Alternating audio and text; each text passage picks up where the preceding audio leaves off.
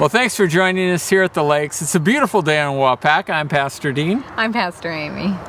And we're continuing our talk on women in ministry.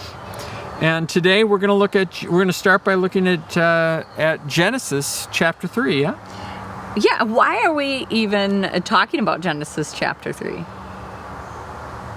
Well, you're the one who brought it up. Well, you had a conversation with someone that was really interesting. Oh, yeah. So, I have a lot of conversations with a lot of different people. Thanks for reminding me. You're welcome.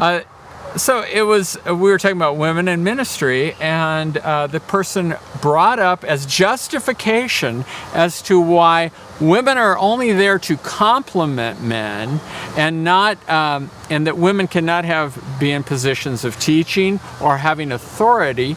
And they use this text from Genesis chapter 3, which is the curse. Right, so in Genesis chapter 3, Adam and Eve have sinned, they've eaten the fruit of the tree, and God is telling them what the consequences will be, and he says to the woman, "And will make your pains in childbirth very severe, with painful labor you will give birth to children, your desire will be for your husband, and he will rule over you."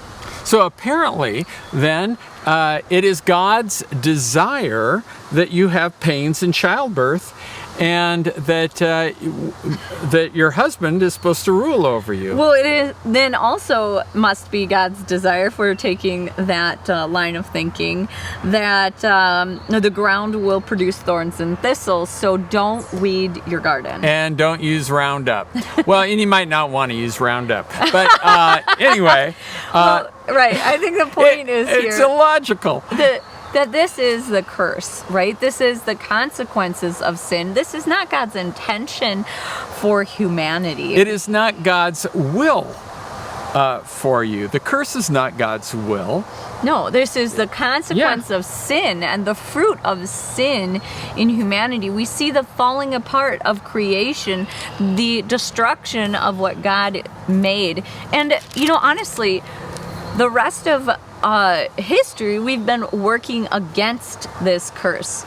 We weed our gardens, we produce things that keep thorns and thistles out, we create farm implements to ease the sweat of the brow, and we've created hospitals and birthing centers where we can protect women in childbirth and ease their pain. And part of the reason that Christ came was to defeat the curse, was to turn back the curse. As a matter of fact, in Revelation 22, verse 3, "No longer will there be any curse.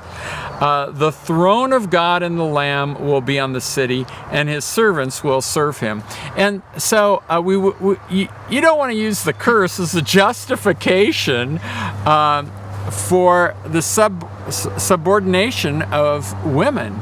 No, rather, this is clearly the opposite of what God intended for humanity, the opposite of how we're supposed to function as human beings, and it's certainly not God's ideal for men to rule over women. God created male and female. He created them in his image and likeness, and he created them to be equal. Thanks for joining us today. Stay tuned for more videos.